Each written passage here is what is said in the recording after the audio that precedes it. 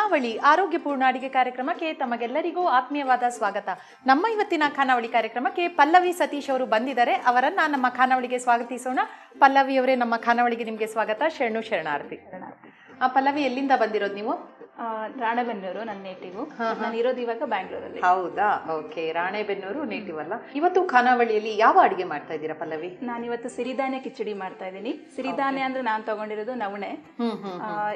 English ಅಲ್ಲಿ foxtail millet ಅಂತ ಹೇಳ್ತಾರೆ. ತುಂಬಾ ಆರೋಗ್ಯಕ್ಕೆ ಒಳ್ಳೆಯದು. ಓಕೆ, ಸೊ ಇದಕ್ಕೆ ಏನೆಲ್ಲ ಸಾಮಗ್ರಿಗಳು ಬೇಕು? ಕ್ಯಾರೆಟ್, ಆಲೂಗಡ್ಡೆ, ಟೊಮೊಟೊ, ಗೋಡಂಬಿ ಒಗ್ಗರಣೆಗೆ, ಈರುಳ್ಳಿ, ಬೀನ್ಸ್, ಬಟಾಣಿ, ಹೆಸರುಬೇಳೆ, ನವಣೆ, ಖಾರಕ್ಕೆ ಖಾರದ ಪುಡಿ ತಗೊಂಡಿದ್ದೀನಿ, ಸ್ವಲ್ಪ ಮಸಾಲೆಗೆ ಗರಂ ಮಸಾಲ, ತುಪ್ಪ, ಕೊತ್ತಂಬರಿ, ಉಪ್ಪು. ಓಕೆ, ರುಚಿಗೆ ತಕ್ಕಷ್ಟು ಉಪ್ಪು. ಓಕೆ, ಶುರು ಮಾಡೋಣ ಅಲ್ಲ? ಫಸ್ಟ್ ಏನ್ ಬೇಕು ನಿಮಗೆ? ಪಾನ್ ಕೊಡಿ. ಒಲೆ ಹಚ್ಕೊಂಡ್ಬಿಡ್ತೀರಾ ಪಲ್ಲವಿ?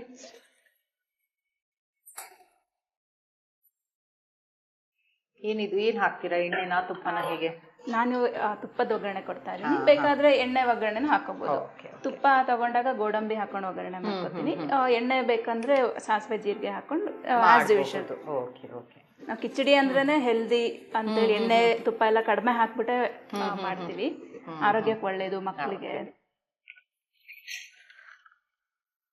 ಗೋಡಂಬಿ ಹಾಕೊಳ್ಳೋದು ಎಷ್ಟು ಬೇಕೋ ಅಷ್ಟು. ಗೋಡಂಬಿ ಜಾಸ್ತಿ ಆದ್ರೆ ತೊಂದರೆ ಇಲ್ಲ ಅಲ್ಲ? ಎಷ್ಟು ಜಾಸ್ತಿ ಇರುತ್ತೆ, ಕೆಲವರಿಗೆ ಇಷ್ಟ ಅಲ್ವಾ? ಗೋಡಂಬಿ ರುಚಿ ಇರುತ್ತೆ. ಮತ್ತೆ ನೀವು ಎಣ್ಣೆಗಿಂತ ನನ್ನ ಲೆಕ್ಕದಲ್ಲಿ ತುಪ್ಪ ಹಾಕಿದ್ರೆ ರುಚಿ ಜಾಸ್ತಿ, ಫ್ಲೇವರ್ ಬರುತ್ತೆ.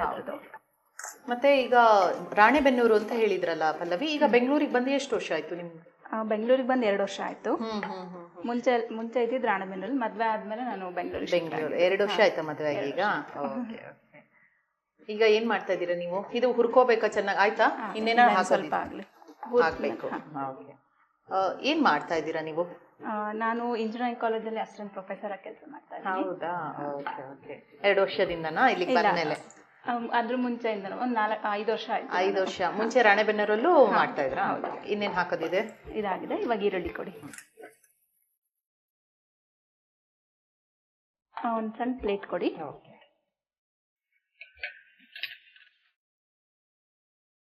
ಸ್ವಲ್ಪ ತೆಗ್ದಿಟ್ಕೊಳ್ತೀರಾ? ಸರಿ. ಏನು ಮತ್ತೆ ಹಾಕೋದಕ್ಕೆ? ಗಾರ್ನಿಶಿಂಗ್. ಓಕೆ, ಲಾಸ್ಟ್ಗೆ ಸ್ವಲ್ಪ. ಈಗ ಈರುಳ್ಳಿ. ಈಗೇನು ಈರುಳ್ಳಿನ? ಸೊ ಅದೇ ಗೋಡಂಬಿ ಇರ್ಲಿ, ಅದ್ರೊಳಗೆ ಎಣ್ಣೆಗೆ ಅದೇ ಎಣ್ಣೆ ಹಾಕೋದಾ? ಎಣ್ಣೆ ಎಲ್ಲ ತುಪ್ಪ ತಗೊಂಡಿದ್ದೀರಾ? ಈರುಳ್ಳಿ ಚೆನ್ನಾಗಿ ಹುರಿಬೇಕಾ ಈಗ? ಕೆಂಪಾಗ್ಲಿ. ಸೊ ಇವಾಗ ನೀವು ಮನೆಯವ್ರು ಮಾತ್ರ ಇಲ್ಲಿ ಬೆಂಗಳೂರಲ್ಲಿ ಇರೋದಾ? ಅಡಿಗೆ ಎಲ್ಲ ನೀವೇ ಮಾಡೋದಾ? ನಾನೇ ಮಾಡ್ತೀನಿ. ಯಾವ ತರ ಅಡಿಗೆ ಅಂದ್ರೆ ರಾಣೆಬೆನ್ನೂರು ಶೈಲಿನ? ಉತ್ತರ ಕರ್ನಾಟಕ ಶೈಲಿನೇ ಜಾಸ್ತಿ ಮಾಡೋದು. ರೊಟ್ಟಿ, ಮುದ್ದೆ. ಮದ್ವೆಗಿಂತ ಮುಂಚೆನೆ ಕಲ್ತಿದ್ರ ಅಥವಾ ಆಮೇಲೆ ಕಲ್ತಿದ್ದ? ಮುಂಚೆ ಅಷ್ಟೊಂದು ಮಾಡ್ತಿರ್ಲಿಲ್ಲ, ಬಟ್ ಅಮ್ಮ ಮಾಡೋದ್ ನೋಡ್ತಿದ್ದೆ. ಮದ್ವೆ ಆದ್ಮೇಲೆ ಮಾಡಕ್ ಶುರು ಮಾಡಿ ಕಲ್ತಿದ್ದೀರ. ಮನೆಯವ್ರು ಏನ್ ಮಾಡ್ತಾರೆ ಪಲ್ಲವಿ? ಅವ್ರು ಇವಾಗ MD ರೇಡಿಯಾಲಜಿ 3rd ಇಯರ್ ಅಲ್ಲಿ ಓದ್ತಾ ಇದಾರೆ, ಕಮಾಂಡ್ ಹಾಸ್ಪಿಟಲ್ ಅಲ್ಲಿ. ಮುಗಿಯತ್ತೆ, ಇನ್ನ ಮೇಗೆ ಎಕ್ಸಾಮ್ ಇದೆ ಅವ್ರದ್ದು. ಹೌದಾ? MBBS ಮುಂಚೆನೆ ಮಾಡ್ಕೊಂಡಿದ್ರ? ಮುಂಚೆ ಮಾಡಿ 5 years ಆರ್ಮಿಯಲ್ಲಿ ಶಾರ್ಟ್ ಸರ್ವಿಸ್ ಕೆಲಸ ಮಾಡಿದ್ರು ಆಸ್ ಅ ಮೆಡಿಕಲ್ ಆಫೀಸರ್. ಇವಾಗ MD ಮಾಡ್ತಾ ಇದ್ದಾರೆ. ಇದೇ ಹೇಗೆ ಇದು ತುಂಬಾ ಅಂದ್ರೆ ಹೊಂಬಣ್ಣದಷ್ಟು ಉರಿಬೇಕಾ ಅಥವಾ ಸಾಕಾ? ಅಷ್ಟೇನಾ? ಟೊಮೊಟೊ ಹಾಕೊಂಡು. ಇದಿವಾಗ ನಿಮ್ಮೂರು ಶೈಲಿನ ಅಥವಾ ಇದು ಕಿಚಡಿ? ಇದು ಸಿರಿಧಾನ್ಯದ್ದು ಕಿಚಡಿ ಅಂತ ಹೇಳಿದ್ರಲ್ಲ, ಅಲ್ಲೂ ಮಾಡ್ತಾರ ಅಥವಾ ಇದು ನಿಮ್ದೇನಾ? ಇಲ್ಲ, ಅಲ್ಲೂ ಮಾಡ್ತಾರೆ. ಮುಂಚೆ ಎಲ್ಲ ನಮ್ಮ ಅಜ್ಜಿ ಎಲ್ಲಾನು ಸಿರಿಧಾನ್ಯ ಅಂತಂದ್ರೆ ನವಣಕ್ಕಿನೇ ಅನ್ನದ ಬದಲು ಇದನ್ನೇ ಉಪಯೋಗಿಸ್ತಾ ಇದ್ರು. ಇತ್ತೀಚೆಗೆ ಕಡಿಮೆ ಆಗೋಗಿತ್ತು ಇದ್ರ ಉಪಯೋಗ ಮಾಡೋದು.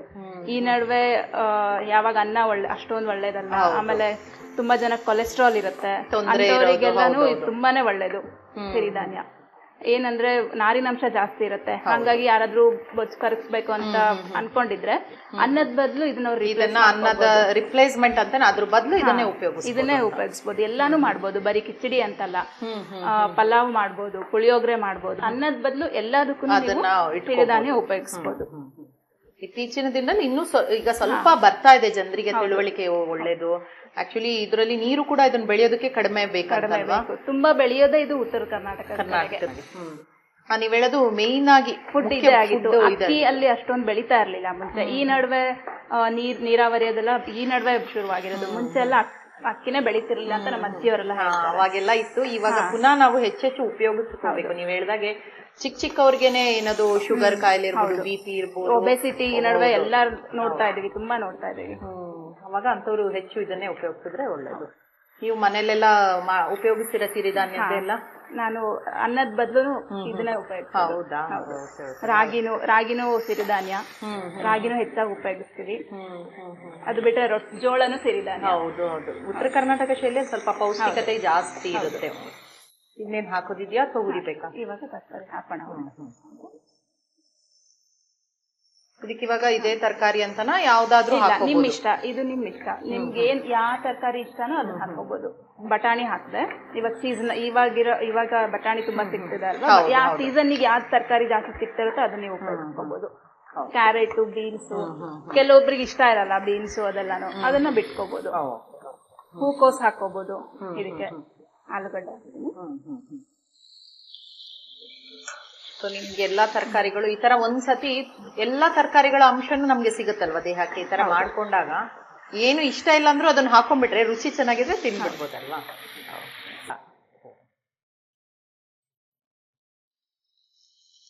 ರುಚಿಗೆ ತಕ್ಕಷ್ಟು ಉಪ್ಪು ಹಾಕೋದಲ್ವಾ. ಇವಾಗ ನಾನು ಬೇಯಕ್ಕೆ ಸ್ವಲ್ಪ ಹಾಕಿರ್ತೀನಿ. ನೀವು ಆಮೇಲೆ ಮತ್ತೆ ನಾವು ಬೇಳೆ ಎಲ್ಲ ಬೇಯಿಸ್ಕೊಂಡ್ಮೇಲೆ ಅದಕ್ಕೆ ತಕ್ಕಂತೆ ಮತ್ತೆ ಉಪ್ಪನ್ನ ಜಾಸ್ತಿ ಹಾಕೋಬಹುದು. ಸ್ವಲ್ಪ ಖಾರದ ಪುಡಿ, ಖಾರ ಎಷ್ಟು ಬೇಕು ಖಾರ ನಿಮ್ಮ ರುಚಿಗೆ ತಕ್ಕಂತೆ ಖಾರ. ಕೆಲವರು ಖಾರ ಕಡಿಮೆ ತಿಂತಿರ್ತಾರೆ. ನೀವೆಲ್ಲ ಖಾರ ಜಾಸ್ತಿನೇ ಅಲ್ವಾ? ನಮ್ ಕಡೆ ಸ್ವಲ್ಪ ಉತ್ತರ ಕರ್ನಾಟಕ ಸ್ವಲ್ಪ ಖಾರ ಜಾಸ್ತಿನೇ. ಖಾರ ರುಚಿ ಮಾಡ್ಕೊಂಡೇ ತಿನ್ನೋದಲ್ವಾ. ಹೌದು.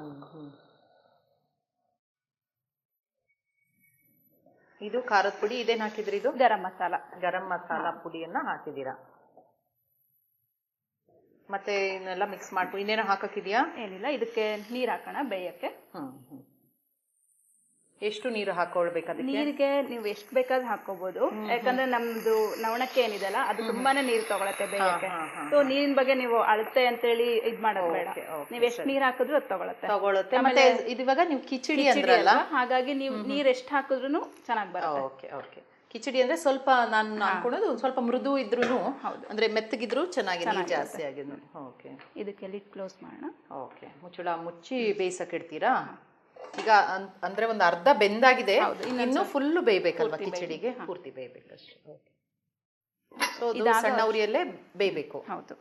ಇದಾಗೋ ಅಷ್ಟೊತ್ತಿಗೆ ನಾವು ನವಣಕ್ಕಿ ಮತ್ತೆ ಹೆಸರು ಬೇಳೆ ಬೇಯಿಸ್ಕೊಳ್ಳೋಣ. ಇದಿವಾಗ ನವಣಕ್ಕಿ ತಗೊಂಡು ನೆನ್ಸ್ಕೊಂಡಿದ್ದೀರಾ ಅಲ್ವಾ? ಎಷ್ಟು ನೆನ್ಸಿದೀರಾ? ಹೌದು, 1 ತಾಸು ನೆನ್ಸಿದೀನಿ. 1 ತಾಸು ನೆನಿಬೇಕಾಯ್ತು? ಯಾಕಂದ್ರೆ ಇಲ್ಲ ಅಂದ್ರೆ ತುಂಬಾ ಟೈಮ್ ತಗೊಳತ್ತೆ ಬೇಯೋದಕ್ಕೆ. ನೀವು ಎಷ್ಟು ನೆನ್ಸ್ತಿರೋ ಅಷ್ಟು ಚೆನ್ನಾಗಿ ಬೇಗ ಬೇಯುತ್ತೆ. ಇದು ಯಾವ್ದು ಸಿರಿಧಾನ್ಯ ಆದ್ರೂ 1 ಗಂಟೆ ನೆನ್ಸ್ಬೇಕಾ ಅಥವಾ ಇದು ನವಣಕ್ಕಿ ಮಾತ್ರ? ಯೂಶಲಿ ಎಲ್ಲ ಸಿರಿಧಾನ್ಯ ಸ್ವಲ್ಪ ನೆನ್ಸ್ಬಿಟ್ಟೆ ಮಾಡ್ತಾರೆ. ಹೌದಾ? ಓಕೆ. ಸೊ ಈಗೇನ್ ಬೇಕು ಇವಾಗ? ಕುಕ್ಕರ್ ತಗೊಳ್ಳಿ. ಒಲೆ ಹಚ್ಕೊಂಡು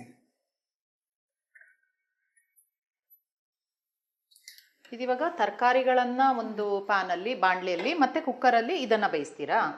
ನವಣಕ್ಕಿ ಮತ್ತೆ ಹೆಸರು ಬೇಳೆ. ಬೇಕಾದ್ರೆ ಕುಕ್ಕರ್ ಅಲ್ಲೇನೆ ಎಲ್ಲ ಮಾಡ್ಕೊಂಡ್ಬಿಡ್ಬೋದು. ಈ ಕುಕ್ಕರ್ ಅಲ್ಲೇ ಒಗ್ಗರಣೆ ಹಾಕೊಂಡು ಆಮೇಲೆ ಬೇಳೆ ಇದನ್ನೆಲ್ಲ ಹಾಕಿ ಬೇಯಿಸಿ ಒಟ್ಟಿಗೆ ಬೇಯಿಸಬಹುದು ಬೇಕಾದ್ರೆ ಅಂತ. ಓಕೆ. ಈ ತರ ಆದ್ರೆ ಸ್ವಲ್ಪ ಉದ್ರುದ್ರು ಚೆನ್ನಾಗಿರುತ್ತೆ ತರಕಾರಿಗಳು ಅಂತ ಹೇಳಿ ಆತರ ಮಾಡ್ತಾ ಇದೀರಾ.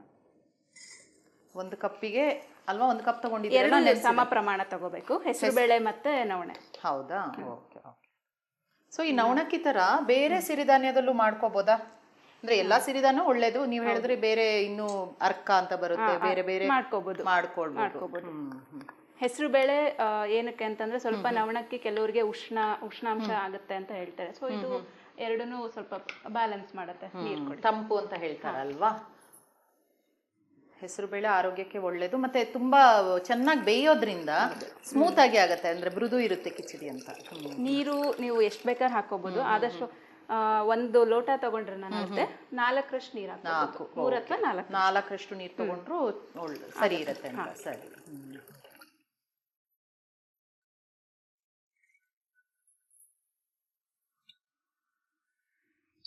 ಇದು ನೀರು ಹಾಕಿದಿರಲ್ಲ, ಒಂದು ಕಪ್ಪಿಗೆ 4ರಷ್ಟು ಅನ್ನುವಷ್ಟು. ಈಗ ಮುಚ್ಚಳ ಮುಚ್ಚಿಬಿಡೋದು. ಓಕೆ. ಉಪ್ಪು ನಾವು ಇದಕ್ಕೆ ಹಾಕೊಂಡಿದೀವಿ, ಆಮೇಲೆ ಬೇಕಾದ್ರೆ ಬೆಂದ ಮೇಲೆ ಉಪ್ಪು ಹಾಕೋಬಹುದು. ಎಷ್ಟು ವಿಸಿಲ್ ಬರ್ಬೇಕಿದು? 3 ರಿಂದ 4. 3ರಿಂದ 4 ವಿಸಿಲ್ ಬರಬೇಕು, ಆವಾಗ ಚೆನ್ನಾಗಿ ಬೇಯೋದಲ್ವಾ? ಬೇಯುತ್ತೆ. 4 ಕೂಗಿದ್ರೆ ಚೆನ್ನಾಗಾಗುತ್ತೆ. ಇದು ಎಷ್ಟೊತ್ತು ಬೇಕು ಬೇಯೋದಕ್ಕೆ? ಇನ್ನೊಂದು 5 ನಿಮಿಷ ಇದಾಗುತ್ತೆ. ಓಕೆ ಸರಿ. ಈಗ ಕುಕ್ಕರು ಅಂದರೆ 3 ಕೂಗಿ ತಣ್ಣಗಾಗಿದೆ ಅಲ್ವಾ? ನೋಡಿ ಆಗಿರ್ಬೋದು. ಆಗಿದೆಯಾ?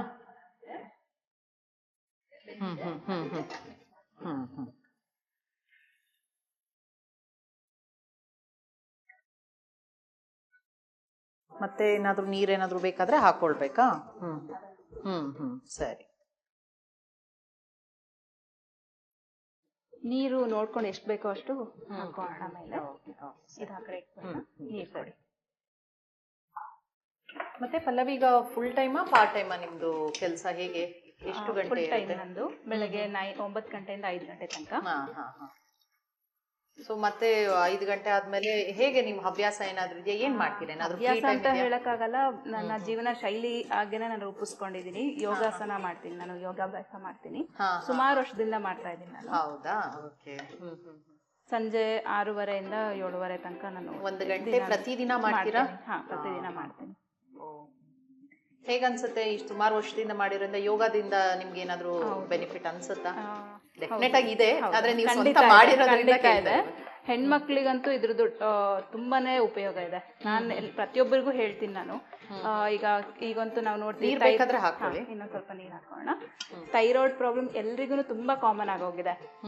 ನಮ್ಮ ಯೋಗಾಸನದಿಂದ ಒಂದು ಆಸನನ ಸತತವಾಗಿ ಪ್ರಾಕ್ಟೀಸ್ ಮಾಡೋದ್ರಿಂದ ತುಂಬಾ ಜನ ಅದರಿಂದ ಕ್ಯೂರ್ ಆಗಿದ್ದಾರೆ. ಅಂತ ಒಂದು ಕಾಯಿಲೆ ಗುಣ ಆಗುತ್ತೆ ಅಂತ ಹೇಳೋದು ನೀವು. ಹೌದು. ಆದ್ರೆ ಸತತವಾಗಿ ಮಾಡ್ಬೇಕು. ಕೆಲವರು ಒಂದೆರಡು ತಿಂಗಳು ಮಾಡ್ಬಿಟ್ಟು ಅಯ್ಯೋ ಗುಣನೇ ಆಗ್ಲಿಲ್ಲ ಅಂತ ನಿಲ್ಲಿಸ್ಬಿಡ್ತಾರೆ. ಆತರ ಮಾಡ್ಬಾರ್ದು. ಯೋಗ ಮಾಡ್ಬೇಕು. ಈಗ ನಮ್ಮ ಬಸವ ವಾಹಿನಿಯಲ್ಲೂ ನಾವು ಒಳ್ಳೊಳ್ಳೆ ಕಾರ್ಯಕ್ರಮ ಯೋಗದ ಬಗ್ಗೆ ಎಲ್ಲ ಮಾಹಿತಿ ಕೊಡ್ತೀವಿ. ಜನ ಅದನ್ನ ಉಪಯೋಗ ಪಡ್ಕೋಬೇಕು. ನಾನು ನೋಡ್ತಾ ಇರ್ತೀನಿ. ನಮ್ಮ ಬಸವ ಟಿವಿ ಆಪ್ ಬೇರೆ ಇದೆ ಅಲ್ವಾ, ಅದನ್ನ ಡೌನ್ಲೋಡ್ ಮಾಡ್ಕೊಂಡು ಆದಾಗೆಲ್ಲ ಸಮಯ ಆದಾಗ ನೋಡ್ತಾ ಇರ್ತೀನಿ. ಟಿವಿ ನೋಡಕ್ ಆಗದೆ ಇದ್ರು ಅದೇ ಇವಾಗ ಖಾನಾವಳಿದು ನಾವು ಯೂಟ್ಯೂಬ್ ಅಲ್ಲೆಲ್ಲ ಹಾಕಿರ್ತೀವಿ, ನೋಡಿದೀರಾ? ಯೂಟ್ಯೂಬ್ ಅಲ್ಲಿ ನೋಡ್ತಾ ಇರ್ತೀನಿ. ಆಯ್ತಾ? ಇವಾಗ ಆಗಿದೆ, ಇದಾಗಿದೆ. ಸ್ವಲ್ಪ ಇದು ಮಾಡ್ಕೊಳ್ಳಿ. ಉಪ್ಪು ಬೇಕಾದ್ರೆ ಟೇಸ್ಟ್ ನೋಡ್ಕೊಂಡು ಇನ್ನೂ ಸ್ವಲ್ಪ ಉಪ್ಪು ಖಾರ ಬೇಕಾದ್ರೆ ಆಡ್ ಮಾಡ್ಕೋಬಹುದು. ಈಗ ಉಪ್ಪು ಹಾಕ್ತೀರಾ? ಸ್ವಲ್ಪ ಉಪ್ಪು ಹಾಕೋಣ, ಯಾಕಂದ್ರೆ ಕಡಿಮೆ ಹಾಕಿದ್ದೆ. ಹೌದು, ಅವಾಗ ತರಕಾರಿಗೆ ಮಾತ್ರ ಹಾಕಿದ್ರಿ, ಬೇಯಿಸುವಾಗ ಹಾಕ್ಲಿಲ್ಲ ನೀವು ಅಲ್ವಾ? ನವಣಕ್ಕಿ ಬೇಯಿಸುವಾಗ ಹಾಕ್ಲಿಲ್ಲ. ಈಗ ಒಂಚೂರು ಹಾಕೊಂಡ್ರಿ.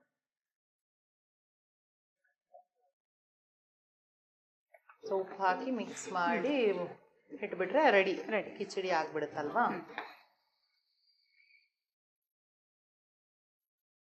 ಏನಿಲ್ಲ, ಕೊತ್ತಂಬರಿ ಸೊಪ್ಪನ್ನು ಹಾಕ್ಬೇಕಲ್ಲ ಮೇಲ್ ಗಾರ್ನಿಶಿಂಗಿಗೆ. ನಾವು ಕೊತ್ತಂಬರಿ ಈಗ ಹಾಕ್ತೀರಾ? ಟ್ರಾನ್ಸ್ಫರ್ ಮಾಡಿ ಆಮೇಲೆ ಬೌಲಿಗೆ ಹಾಕುವಂಥದ್ದು. ಸರಿ, ಇವಾಗ ಅಲ್ಲಿ ಕಿಚಡಿ ರೆಡಿ ಆಗಿದೆ. ಇನ್ನೊಂದು ಅಡಿಗೆ ಏನಿದು ರೆಡಿ ಮಾಡ್ಕೊಂಡಿದ್ದೀರಾ? ಕಿಚಡಿ ಜೊತೆಗೆ ಒಂದು ಸಣ್ಣದಾಗಿ ಚಟ್ನಿ ಮಾಡ್ಬೇಕಂತ. ಪುಂಡಿ ಸೊಪ್ಪಿನ ಚಟ್ನಿ ಮಾಡ್ಬೇಕು. ಪುಂಡಿ ಸೊಪ್ಪಿನ ಚಟ್ನಿನ ಏನೆಲ್ಲ ಬೇಕು ಪುಂಡಿ ಸೊಪ್ಪಿನ ಚಟ್ನಿಗೆ? ಹಸಿಮೆಣಸಿನಕಾಯಿ, ಬೆಲ್ಲ, ಬೆಳ್ಳುಳ್ಳಿ, ಜೀರಿಗೆ, ಉಪ್ಪು, ಪುಂಡಿ ಸೊಪ್ಪು. ಇದು ಆಫ್ ಮಾಡ್ಕೊಂಡ್ಬಿಡ್ತೀರಾ ಅಥವಾ ಇರ್ಲಿನ? ಆಫ್ ಮಾಡ್ಬೇಡ, ಆಗಿದೆ ಅಲ್ವಾ? ಸಾಕು, ಆಫ್ ಮಾಡಿ. ಓಕೆ, ಈಗ ಪುಂಡಿ ಸೊಪ್ಪು 1 ಬೌಲ್ ತಗೊಂಡಿದ್ದೀರಾ. ಇದು ಇಲ್ಲೆಲ್ಲ ಗೊಂಗುರ ಅಂತ ಹೇಳ್ತಾರಲ್ಲ, ಅದೇನಾ ಇದು? ಬೆಂಗಳೂರು ಕಡೆ. ಓಕೆ, ಸೊ ಇವಾಗ ಏನ್ ಬೇಕು? ಇವಾಗ ಫಸ್ಟ್ಗೆ ಪುಂಡಿ ಸೊಪ್ಪನ್ನ ಹುರ್ಕೋಬೇಕು. ಹೌದಾ? ಒಲೆ ಹಚ್ಕೊಂಡು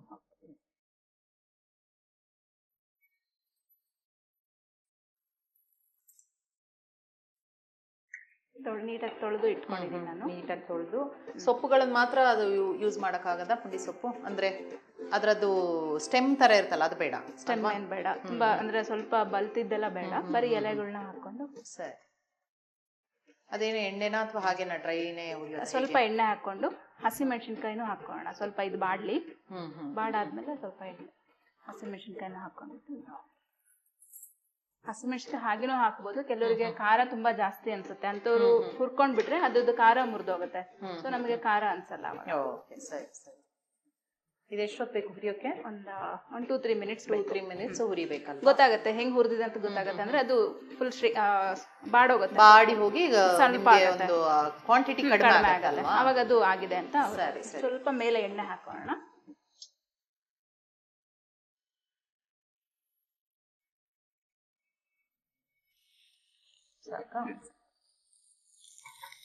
ಸೊ ಈಗ ಅದು ಚೆನ್ನಾಗಿ ಹುರಿಬೇಕಲ್ವಾ? ಹುರ್ಕೊಂಡ್ಬಿಡಿ. ಇದಾಗಿದೆ, ಇದನ್ನ ಮಿಕ್ಸಿ ಜಾರಿಗೆ ಟ್ರಾನ್ಸ್ಫರ್ ಮಾಡ್ಕೊಳ್ಳೋಣ.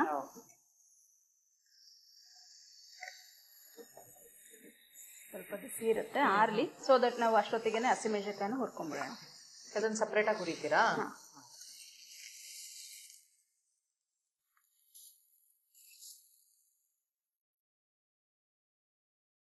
ಮೆಣಸಿನ್ಕಾಯಿ ಎಷ್ಟು ಹಾಕೋತೀರಾ? ಒಂದು 3-4. ನಿಮ್ ಖಾರ ಎಷ್ಟು ಬೇಕೋ ಸಾಕು ಅನ್ಸುತ್ತೆ. ಓಕೆ. ಎಣ್ಣೆ ಬೇಕಾ?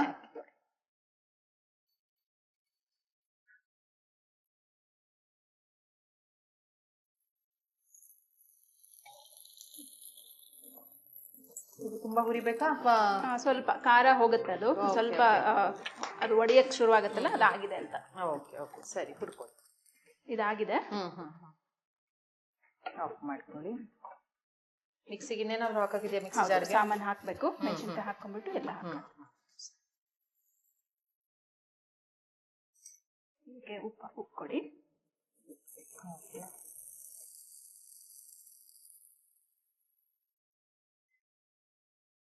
ಜೀರಿಗೆ, ಹಸಿ ಜೀರಿಗೆನ ಹಾಕೋದಾ? ಓಕೆ. ಇದು ಉತ್ತರ ಕರ್ನಾಟಕ ಶೈಲಿನೇನಾ ಈ ಚಟ್ನಿ, ಪುಂಡಿ ಸೊಪ್ಪಿನ ಚಟ್ನಿ ಅಂದ್ರೆ?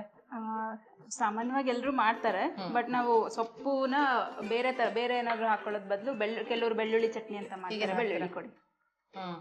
ಸ್ವಲ್ಪ ಬೇರೆ ತರ ಪುದೀನ ಚಟ್ನಿ ಮಾಡ್ತಾರೆ, ಈ ಸೊಪ್ಪು ಬದಲು ಪುದೀನ ಹಾಕೋತಾರೆ ಕೆಲವರು. ಬೆಲ್ಲ ಕೊಡಿ. ಸೊಪ್ಪುಗಳು ಆರೋಗ್ಯಕ್ಕೆ ಯಾವ್ದಾದ್ರು ಒಳ್ಳೇದೇನೆ. ಬೆಲ್ಲ ಒಂದ್ ಸ್ವಲ್ಪ ರುಚಿಗೆ ಹಾಕೋದಾ? ಆಯ್ತಾ? ಎಲ್ಲ ಹಾಕಿ ಆಯ್ತು. ಸ್ವಲ್ಪ ನೀರು ಹಾಕೋಣ. ಒಂದ್ಸತಿ ಹಾಕಿ ಮಿಕ್ಸ್ ಮಾಡಿದ್ರೆ ಚಟ್ನಿ ಆಗ್ಬಿಡುತ್ತೆ.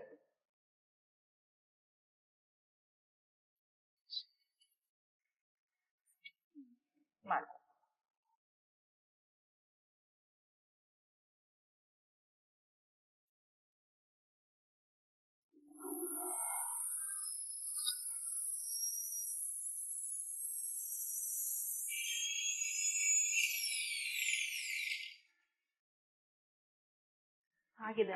ಆಗಿದೆ ಅನ್ಸತ್ತಲ್ಲ? ಆಗಿದೆ.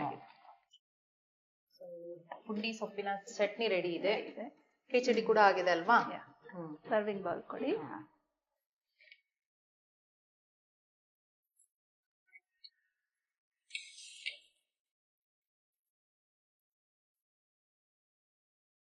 ಇದು ಕಿಚಡಿ ಯಾವಾಗ? ಮಧ್ಯಾಹ್ನ ಮಾಡ್ತೀರಾ ಬೆಳಿಗ್ಗೆನ? ಬೆಳಗ್ಗೆನೆ. ಕುಕ್ಕರ್ ಅಲ್ಲಿ ಮಾಡಿದ್ರೆ ತುಂಬಾ ಬೇಗ ಆಗುತ್ತೆ. ತಿಂಡಿಗೆ ಮಾಡ್ಬಿಡೋದಾ? ತಿಂಡಿಗೆ.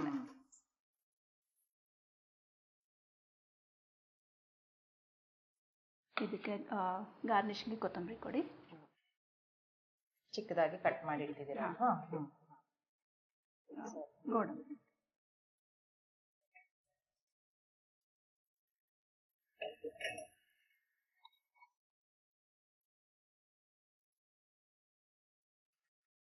ಇದ್ರ ಜೊತೆ ಚಟ್ನಿ ಹಾಕೋಣ. ಇದಕ್ಕೇನು ಕಾಂಬಿನೇಷನ್ ಅಂತನಾ ಅಥವಾ ತಿಂದ್ರು ಈ ಚಟ್ನಿನ ನೀವು ಯಾವ್ದಕ್ಕೆ ಬೇಕಾದ್ರೂ ಉಪಯೋಗಿಸಬಹುದು. ಚಪಾತಿ, ರೊಟ್ಟಿ, ರೈಸ್. ಇದು ಸ್ವಲ್ಪ ಪ್ಲೇನ್ ಆಗುತ್ತೆ, ಇದ್ರ ಜೊತೆ ಏನಾದ್ರು ಬೇಕು ಅನ್ನೋರಿಗೆ ಈ ಚಟ್ನಿನ. ಇದು ಐರನ್ ರಿಚ್ ಫುಡ್. ಆಮೇಲೆ ಇದ್ರೊಳಗೆ ವಿಟಮಿನ್ ಸಿ ಜಾಸ್ತಿ ಇರುತ್ತೆ. ಕಣ್ಣು, ಯಾರಿಗೆ ಸಣ್ಣ ಮಕ್ಕಳಲ್ಲಿ ದೃಷ್ಟಿ ದೋಷ ಇರುತ್ತಲ್ವಾ, ಅಂತವ್ರಿಗೆ ಕೊಟ್ರೆ ಸುಧಾರಿಸೋದು ಒಳ್ಳೆಯ ಇಂಪ್ರೂವ್ಮೆಂಟ್ ಆಗುತ್ತೆ ಅಂತ. ವಿಭೂತಿ.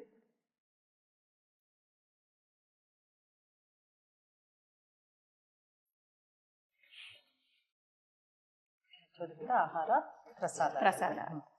ಸಿರಿಧಾನ್ಯದ ಕಿಚಡಿ ಮತ್ತು ಪುಂಡಿ ಸೊಪ್ಪಿನ ಚಟ್ನಿ.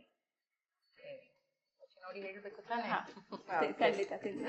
ಓಕೆ, ಫಸ್ಟು ಕಿಚಡಿ ನೋಡ್ತೀನಿ. ಎಲ್ಲ ತುಂಬಾ ಕಲರ್ಫುಲ್ ಆಗಿ ಮಾಡಿದೀರಾ.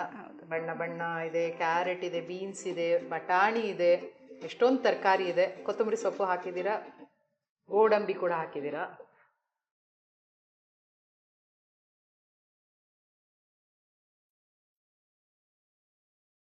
ಅದ್ಭುತವಾಗಿ ಮಾಡಿದೀರಾ.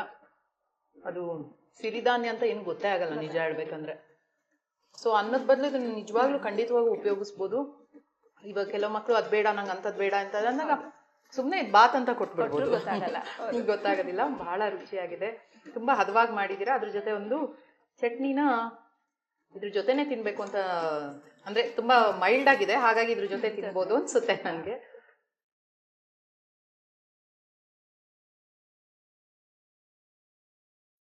ಅದು ಸ್ವಲ್ಪ ಇದದು ಸ್ಪೈಸಿ ಆಗಿದೆ. ಇದು ಮೈಲ್ಡ್ ಆಗಿರೋದ್ರಿಂದ ಅದ್ರ ಜೊತೆ ಒಳ್ಳೆ ಹುಳಿ ಕಾಂಬಿನೇಷನ್. ಸೊಪ್ಪು ಹುಳಿ ಸ್ವಲ್ಪ ಅದೇ ಹುಳಿ ಹೌದೌದು, ಬರುತ್ತೆ. ಹುಳಿ ಹುಳಿ ಇದೆ. ಆಗ ಹುಣಸೆ ಹಣ್ಣು ಹಾಕೋದ್ ಬೇಕಾಗಲ್ಲ. ಚೆನ್ನಾಗಿದೆ. ಎರಡೂ ಒಳ್ಳೆ ರುಚಿಯಾದ ಅಡುಗೆಗಳನ್ನ ನಮಗೆ ತೋರಿಸಿದ್ದೀರಾ. ನಮ್ಮ ಖಾನಾವಳಿ ತಂಡ ಹಾಗೂ ಬಸವ ವಾಹಿನಿ ಅವರ ಕಡೆಯಿಂದ ನಿಮಗೆ ಒಂದು ಕಿರುಕಾಣಿಕೆ. ಧನ್ಯವಾದ.